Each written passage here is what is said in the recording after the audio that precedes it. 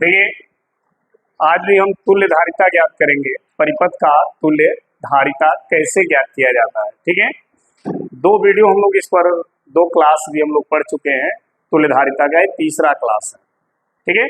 इसमें ध्यान दीजिएगा, हमारे सामने ये सर्किट दिया हुआ है। क्वेश्चन ये है कि ए और बी के बीच तुल्य धारिता दे दी गई है। ए और बी के बीच की जो कुल धारिता है वो दी गई है कितना, 2 माइक्रो फैरेड। आपसे कह रहा है सी का मान ज्ञात कीजिए। मतलब ये जो धारिता है ना, जिसका मान सी है, उस सी का मान पूछा जा रहा है आपसे। तो कैसे निकालेंगे ये ध्यान दीजिएगा। पहले तो ये देखिए, ये जो दो कैपेसिटर यहाँ दिख रहे हैं, ये दोनों परिपथ में इन्वॉल्व नहीं है। कारण क्या है कि देखिए, हर परिपथ से दो वायर निकलता है। यहाँ पर केवल एक ही वायर आने का है और जाने का नहीं है। तो इसका मतलब इसमें धारा न प्रवाहित होगा, न ये आवेश संचित करेगा। तो ये दो सर्किट जो, ये दो संधारित्र आप तुल्य प्रतिरोध निकालने में यूज नहीं करेंगे, ठीक है। अच्छा, अब आपके पास इन दो को भूल जाइए। अब आपके सामने इधर जो कैपेसिटर दिख रहे हैं उनको ध्यान दीजिए। अगर इनको ध्यान देंगे तो आपको दिखेगा ये और ये समांतर क्रम में है, देखा। तो इन दोनों की तुल्य धारिता आप निकालेंगे। समझ में आई बात। इन दोनों की तुल्य धारिता जब आप निकालिएगा तो ये दोनों मिलके एक कैपेसिटर बना लेंगे, ठीक। फिर वो तुल्य धारिता वाला कैपेसिटर इसके साथ किस क्रम में जुड़ जाएगा, श्रेणी में। तो फिर इनकी तुल्य धारिता निकाल लेंगे, ठीक। अब वो कैपेसिटर और ये किस क्रम में हो जाएंगे, समांतर में। फिर समांतर का तुल्य धारिता निकालेंगे। फिर वो तुल्य धारिता इसके साथ किसमें आ जाएगा, श्रेणी में, ठीक। फिर उसकी तुल्य धारिता निकालेंगे और वो तुल्य धारिता दे दिया गया है 2 माइक्रो फैरेड। फिर सी का मान आपको मिल जाएगा, ठीक है। तो ध्यान दीजिएगा, ये जो दो है ना, इनको हम इस परिपथ में नहीं जोड़ेंगे क्योंकि इसमें धारा का प्रवाह नहीं होगा और ना ही ये आवेश को संचित करेगा, ठीक। तो आपके पास जो सर्किट बनेगा, इसके बाद का जो सर्किट आपको दिखेगा वो सर्किट ऐसे हो जाएगा। ध्यान देना हो, एक कैपेसिटर हो गया सी, फिर ऐसे है, फिर ऐसे है, फिर ये है, फिर देखिए ऐसे हो गया, फिर यहाँ पर ये है, फिर ऐसे है, फिर यहाँ पर है, फिर ऐसे आगे जुड़ गया है, फिर ये यहाँ पर है, फिर आगे जुड़ गया, और ये हो गया आपका। समझ में आ गया। हमने कहा ना, इन दोनों कैपेसिटर का यूज नहीं करेंगे क्योंकि देखिए इसमें केवल एक ही तार जाके जुड़ा है, इसमें भी देखिए ऊपर से एक ही तार आके जुड़ा है। तो इस दोनों में धारा प्रवाहित नहीं होगा। धारा तभी प्रवाहित होता है ना जब आने और जाने के लिए दो तार लगे हो, एक तार से करंट आए और दूसरे से चली जाए, तभी धारा प्रवाहित होगा। और जब धारा प्रवाहित होगा तभी वो आवेश संचित करेगा। तो ये दोनों जो कैपेसिटर आप देख रहे हैं, ये दोनों, ये आवेश संचित नहीं करेंगे, ठीक है। ये ध्यान रखिएगा। इसलिए इन दोनों को हमने क्या किया, हटा दिया। अब हमारा सर्किट ऐसा हो गया। अब देखिएगा, ये कितने का था, ये वाला 1 माइक्रो, और ये कितने का था, और ये दोनों, और ये भी, ठीक। अब इस सर्किट में देखिए ये दोनों किस क्रम में है, देखिए इन दोनों का एक एक प्लेट आकर के यहाँ जुड़ा है और इन दोनों का दूसरा प्लेट आकर के तो समांतर हुए। तो लिखेंगे परिपथ में 2 माइक्रो फैरेड और 2 माइक्रो फैरेड, ये दोनों, ठीक है, किस क्रम में है, समांतर क्रम में जुड़े हैं, ठीक है। तो जब समांतर क्रम में जुड़े हैं तो इन दोनों की तुल्य धारिता क्या हो जाएगी, बताइए। C डैश बराबर 2 माइक्रो फैरेड प्लस 2 माइक्रो, यही फार्मूला होता है ना, यही फार्मूला है ना इसका, दोनों को जोड़ देंगे, दिख रहा है ना। C डैश बराबर कितना आ गया 4 माइक्रो, दिख रहा है 4 माइक्रो फैरेड, ठीक है। ये दोनों मिलकर के एक संधारित्र बन गया और उसकी धारिता हो गई 4 माइक्रो फैरेड। अब आगे बढ़ते हैं, ध्यान देना। अब इस डायग्राम दोनों मिलके एक हो गया। अब डायग्राम हमारा ऐसे नहीं रहेगा, अब डायग्राम फिर चेंज हो जाएगा। देखिए ये वाला संधारित्र हो गया, ठीक, फिर ऐसे, फिर देखिए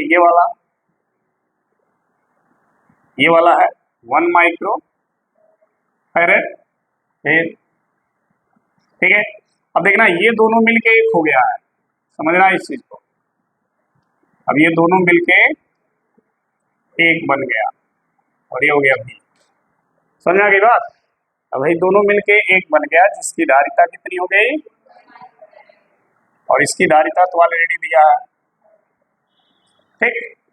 अब ध्यान देना, ये और ये किस क्रम में है, श्रेणी में हो गए, सही है। तो फिर लिखेंगे अब 4 माइक्रो फैरेड और 4 माइक्रो फैरेड श्रेणी क्रम में है।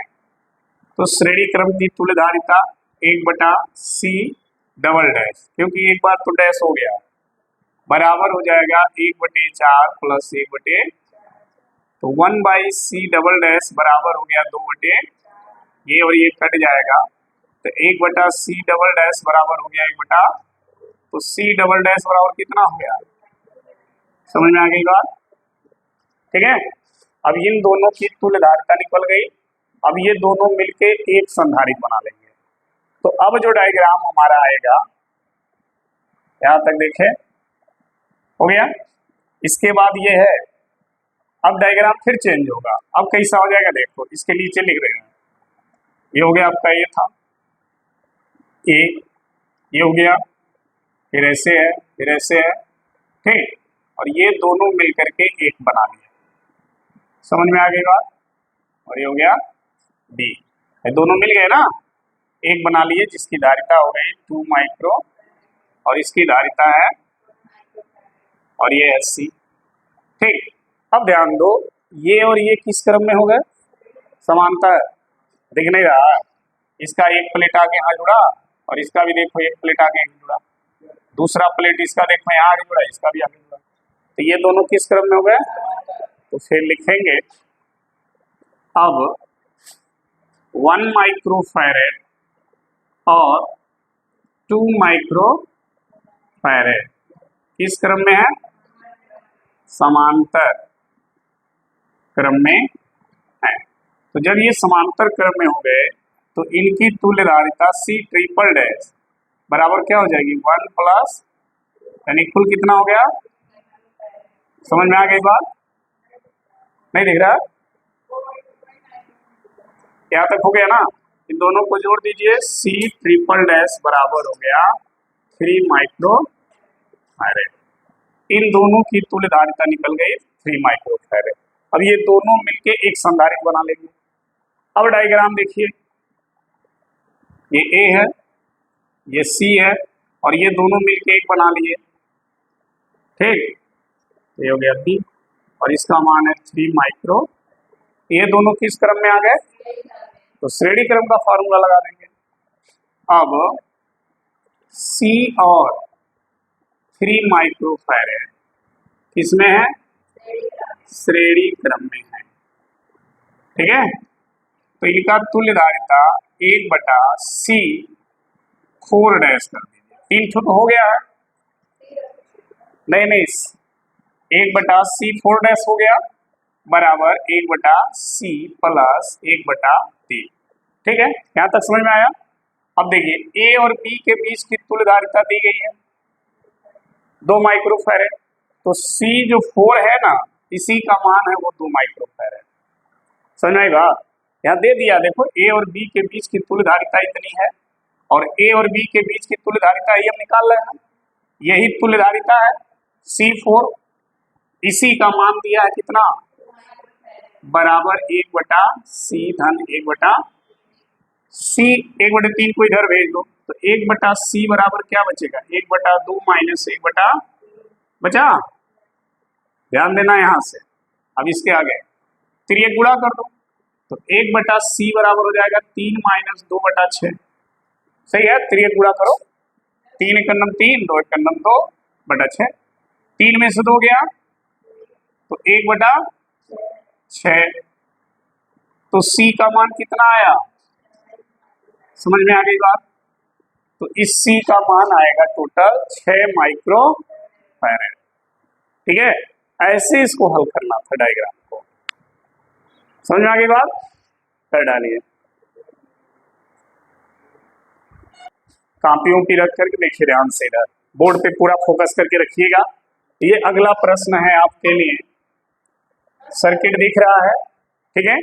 आपका प्रश्न ये कह रहा है कि ये पहला कि जो ये सर्किट है उसकी तुल्य धारिता बताइए, कितनी धारिता इसकी होगी। तो देखिए, जब इसके तुल्य धारिता की आप बात करेंगे तो पहले आपको देखना होगा कौन सा किस क्रम में जुड़ा है, ये देखना होगा। तो आप क्या करिए, इसको और इसको पकड़ के ऐसे सीधा कर दीजिए, हाई वाला पकड़िए और ऐसे उठा के इधर कर दीजिए। तो ये देखिए कैसे दिखेगा, ये वाला बना रहे हैं, ऐसे हो जाएगा, इसमें 2 है ना, तो देखिए ऐसे हो जाएगा और हाई वाला यहाँ चले जाएगा। ठीक, समझ में आई बात।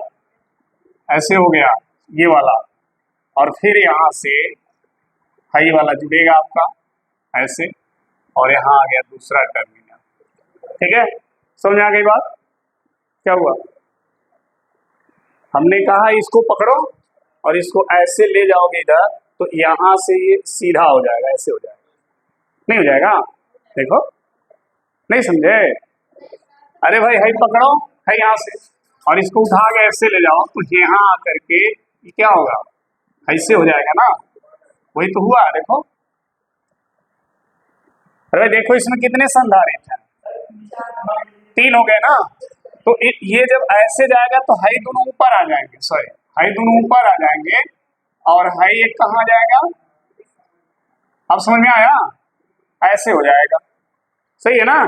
जब इसको पकड़ के इधर ले जाओगे तो हाई 2 संधारित्र ऊपर चला जाएगा और हाई वाला नीचे आ जाएगा। यानी अब आपका कैपेसिटर हो गया, देखिए ये दोनों C2 और ये C3 है, ठीक, और ये है C1 और ये है आपका C4, मान यहाँ पे दिया हुआ है सबका। ठीक, अब ध्यान दो, ये दोनों किस क्रम में दिख रहे हैं, श्रेणी क्रम में। तो लिखेंगे C2 और C3 किस क्रम में है, श्रेणी क्रम में है। तो जब श्रेणी क्रम में है तो तुल्य धारिता श्रेणी क्रम के फॉर्मूले से निकलेगा इन दोनों का। तो क्या होगा, 1/c डैश बराबर 1/c2 प्लस 1/, अब देखो C2 और C3 का मान रख दो। C2 का मान कितना है, तो 1/200 लिख दो। C3 का मान कितना है, ये भी 200, दोनों को जोड़ दो, कितना आएगा 2/200, 2 से 200 कट गया, कितना आया, तो C डैश बराबर हो गया 100 पीको, क्योंकि ये सब पीको में है, देखो हो गया, समझ आया। अब देखो ये दोनों मिलके एक संधारित्र बन गए, बन गए नहीं बन गए। अब ये दोनों जब एक संधारित्र बन गए तो अब देखना ये डायग्राम अब ऐसे हो जाएगा, एक बन गया, हाँ, और ये आपका हो गया ऐसे, और ये हो गया। समझ में आ गई बात।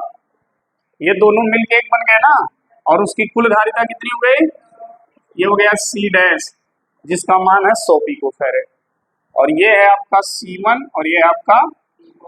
अब देखो C डैश और C1 किस क्रम में है, समांतर में है। ये दोनों किस क्रम में है, तो लिखेंगे C डैश और C1 किस क्रम में, समांतर क्रम में है। तो समांतर क्रम का formula C double dash, C dash plus ये सूत्र होता है। C डैश का मान कितना निकला? 100। और C1 का मान देखो कितना है? C1 यहाँ है ना 100, तो कुल कितना हो गया भाऊ? 200 पिको। अरे समझ में आ गई बात?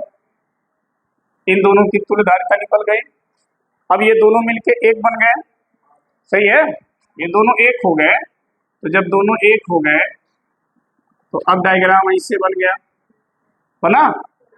ये हो गया आपका C डबल डैश और ये हो गया आपका C। अब ये दो किस क्रम में आ गए? तो लिखेंगे C डबल डैश और C4 श्रेणी क्रम में है, श्रेणी क्रम में है। तो तुल्यधारिता क्या हो जाएगी? C बराबर C double dash plus C double dash का मान कितना है और C4 का भी मान कितना है? देखो C4 200, तो कुल कितना हो गया? 400 पिको निकल गया। पहला प्रश्न हल हो गया, ये तुल्यधारिता निकल गई। ठीक, समझ में आ गया? अब कह रहा है C1 संधारित्र पर आवेश बताइए। जो संधारित्र यहाँ C1 है उस पर आवेश कितना होगा? देखिए C1 संधारित्र पर आवेश कैसे निकालेंगे? तो सबसे पहले हमें C1 संधारित्र पर विभव जानना होगा। ठीक है, धारिता तो उसका दिया है, अगर हमें विभव उसका मिल जाए, इसका कितना होगा, ठीक है, तो हम धारिता बता सकते हैं कितना होगा। तो देखिए इस डायग्राम को जब हमने ऐसे किया, ऐसे, ठीक है, तो इन दोनों पॉइंट के बीच का विभव कितना है? 200 वोल्ट। ठीक, बट इसमें है क्या? देखिए ये भी जुड़ा है और ये दोनों भी जुड़े हैं। ठीक, सही है। अब देखिए जो विभव इन दोनों का होगा वही विभव इसका भी होगा। समांतर क्रम में विभव क्या होता है? ठीक, इसी का विभव अलग हो रहा है। C4 का विभव कितना होगा? अगर C4 का विभव हमें मिल जाता है तो हमें C1 पर आवेश, संधारित्र पर जो आवेश है वो मिल जाएगा। तो कैसे निकालें उसको? हैं, देखो अगर हम देखें तो पहले इस पूरे संधारित्र की कुल धारिता आ गई है, कुल विभव मिला है, तो कुल आवेश पहले निकालो। पहले क्या करो? कुल आवेश निकालो। दूसरा जब प्रश्न हल करेंगे, दूसरा वाला भाग, पहला वाला तो आपका हो गया, ये सब पहला वाले के लिए था। दूसरा वाले में कुल आवेश निकालना है। तो देखिए कुल आवेश दिख रहा है ना, कुल आवेश बराबर क्या होगा? Q बराबर कुल धारिता गुणे कुल विभव। तो कुल धारिता कितनी आई है? 400 पिको है, यानी 10 पे माइनस, और विभव कुल कितना है? 200। ये 200 हो गया। गुणा करेंगे तो 4 जीरो इस पे जोड़ दीजिए, 4 गुना 2 का 4 में गुणा करेंगे 8 हो जाएगा। अब 2 जीरो यहाँ, 2 जीरो यहाँ, 4 जीरो इस पे जोड़िए तो कितना आएगा? -12 प्लस 4 -8 हो गया। इतने कूलाम का कुल आवेश हो जाएगा, यानी जो ये वोल्टेज लगा है ये कुल 8 गुणे 10 पे -8 कूलाम का आवेश देगा। अब देखिए जब ये वोल्टेज 8 गुणे 10 पे -8 कूलाम का आवेश देगा यहाँ से, तो ये आवेश किस पर जाएगा? C4 पे जाएगा, ऐसे C4 पे जाएगा। तो देखिए यानी C4 का जो आवेश है वो कितना है? 8 कूलाम। श्रेणी क्रम में आवेश क्या होता है? समान होता है। तो देखिए यहाँ अगर हमने 8 कूलाम का आवेश दिया तो ये 8 कूलाम इसको मिलेगा ना। तो जब इसका आवेश हो गया है 8 कूलाम तो विभव कितना हो जाएगा इसका? देखिए C4 का विभव, क्या विभव? C4 का विभव निकालना है, जबकि C4 का आवेश कितना है? 8 गुणे 10 पे -8 कूलाम। तो विभव कितना हो जाएगा? तो V बराबर क्या होता है? Q बाई C, यही होगा। C4 का धारिता क्या है C4। अब देखो Q कितना पाया है C4 8 गुणे 10 पे माइनस, और C4 की धारिता देखो कितनी है 200 गुणे 10 पे माइनस, क्योंकि पीको में है भाई, 2 जीरो जो है ना इसमें जोड़ दो तो ये हो जाएगा 8/2।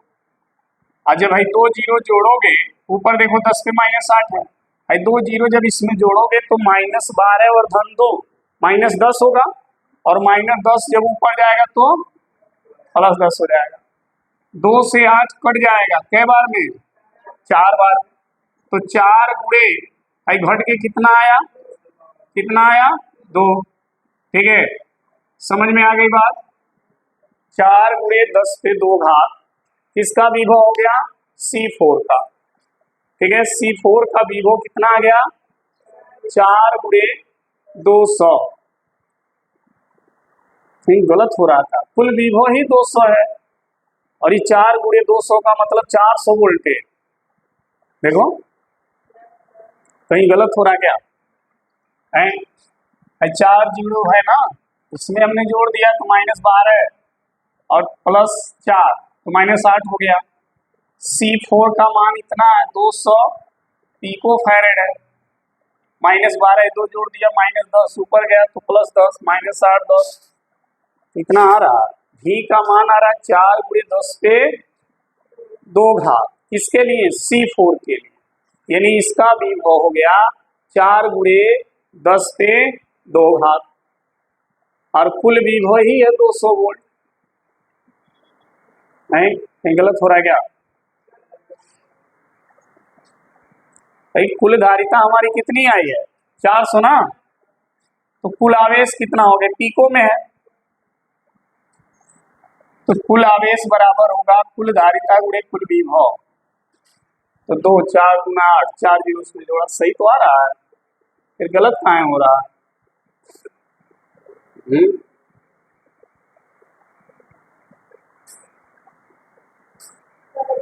चलिए आगे बढ़े। ये V का मान आ गया 4 गुणे 10 पे 2 वोल्ट, मतलब इसका जो विभव है इस वाले का वो इतना आ गया, कुल विभव कितना है 200।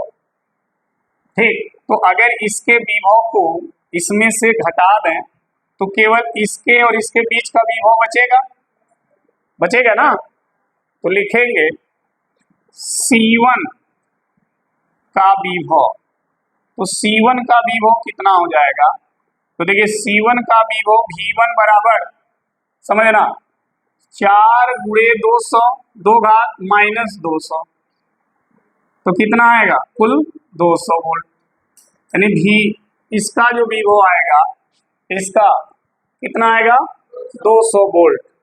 जब इसका विभव 200 वोल्ट आ गया C1 का, ठीक है, तो C1 का आवेश कितना आएगा, तो C1 का आवेश क्या है श्रेणी क्रम में गलत है, यही गलत हो रहा है, बटे में होगा तो तरीका, इसीलिए सब गलत हो रहा है, सब गलत हो गया, करने का पड़ेगा, इसीलिए तो गलत आ रहा, हम कह रहे है वोल्टेज इतना आ रहा।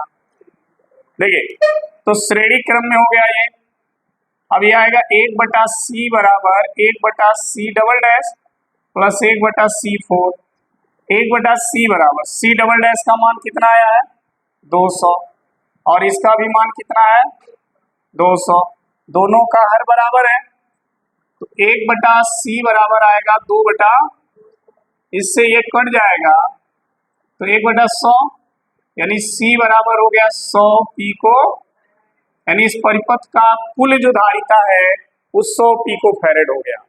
ठीक, अब दूसरे प्रश्न पे आते हैं। दूसरा प्रश्न ये है कि C1 संधारित्र पर आवेश बताइए। तो C1 संधारित्र का आवेश कैसे निकलेगा, जब उसका आपको विभव पता होगा, और विभव पता है नहीं तो आप क्या करोगे, पहले इस विभव की सहायता से इस पूरे पर दिया गया आवेश निकालोगे। ठीक, आवेश कैसे निकलेगा तो देखो, परिपथ का कुल आवेश, तो Q बराबर, जब कुल आवेश की बात करेगा तो आपके सामने फार्मूला होता है C equal to Q by V। अगर Q निकालना तो V का इधर गुणा करोगे तो Q बराबर क्या होता है C इंटू, यही फार्मूला आवेश के लिए यहाँ लागू करेंगे तो हो जाएगा C इंटू, तो C कितना है कुल 100 गुणे 10 पे -12 और V कितना है 200। देखिए 4 जीरो है, इसमें जोड़ दीजिए तो यहाँ बचा 2 गुणे कितना हो जाएगा -8, कितना हो जाएगा -8, यानी इतने कूलाम का कुल आवेश, ये जो स्रोत है 200 वोल्ट का, ये स्रोत इतने कूलाम का आवेश देगा। ठीक है, अब समझना, जब इतने कूलाम का आवेश देगा, मान लीजिए यहाँ से आवेश दे रहा है Q कूलाम का, तो ये आवेश पूरा 2 गुणे 10 में -8 कूलाम का आवेश इस पर आएगा, तो इसका विभव क्या हो जाएगा, क्योंकि इसको आवेश मिल गया इतना, तो विभव कितना होगा, तो लिखेंगे C4 का क्या विभव, तो V4 बराबर क्या आ जाएगा, तो देखिए फॉर्मूला वही है, V निकालना है तो Q बटा C हो जाएगा, तो V4 बराबर हो जाएगा Q बटा C4। ठीक, Q दिया है 2 गुणे 10 पे माइनस, और C4 कितना है, देखिए C4 200 गुणे 10 पे -12 है, 2 जीरो इसमें जोड़ दो तो 2 से 2 ही कट जाएगा, 1 आ जाएगा, है 2 जीरो इसमें जोड़ोगे -10 हो जाएगा, -10 ऊपर गया तो -8 प्लस कितना आया 1 गुणे 10 पे 2 यानी 100 वोल्ट, कितना आया, हाँ क्या तक दिखा, तो V4 का मान दिखा कितना दिखा 100 वोल्ट, कितना, ये भी नहीं दिख रहा, अच्छा ये दिख रहा है ना, चलो पहले देखो, यहाँ देखो V4 का मान इतना आया, 10 पे 2 घात का मतलब 100, 100 गुणे 1 कितना आएगा 100, तो V4 का मान जो है, देखो यहाँ पर V4 का मान कितना आ गया 100 वोल्ट,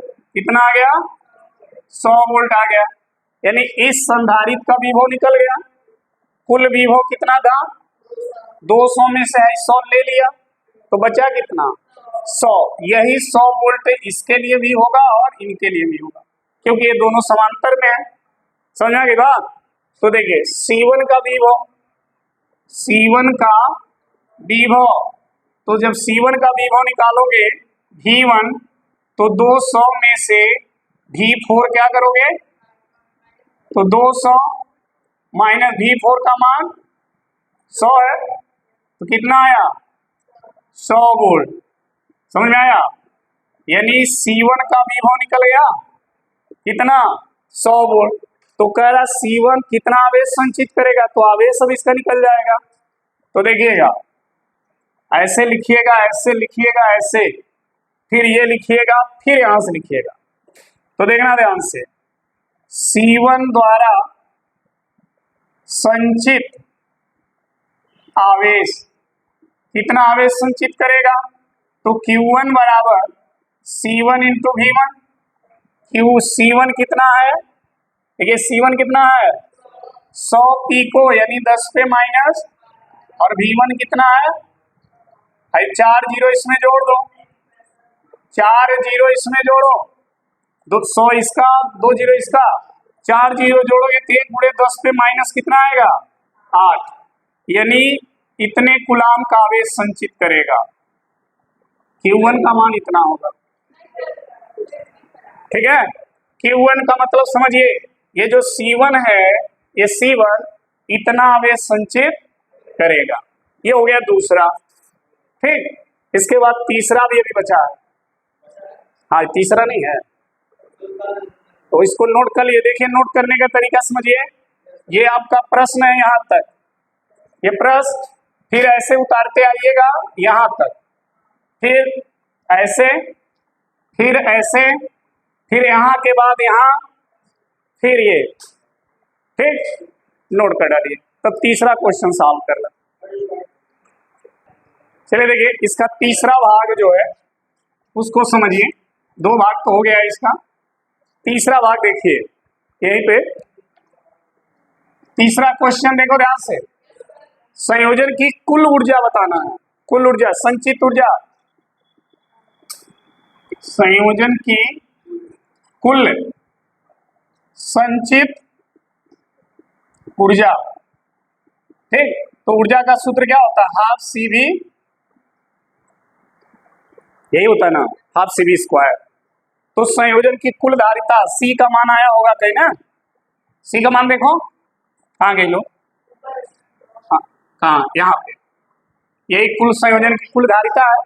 तो सी का मतलब इस संयोजन की कुल धारिता, तो 1/2 100 पिको है, यानी 10 पे -12, और भी कुल विभव कितना है, तो यहाँ 200 रख दो, स्क्वायर कर दो, समझो, भाई काट दो, कितना आएगा 50 गुणे 10 पे माइनस, और 200 का स्क्वायर करोगे कितना आएगा, आएगा ना, देखो भाई क्या 0 है 4 और 1 0 है, हाँ 5 हुआ, और 4 बचे 20 और 5 0 ही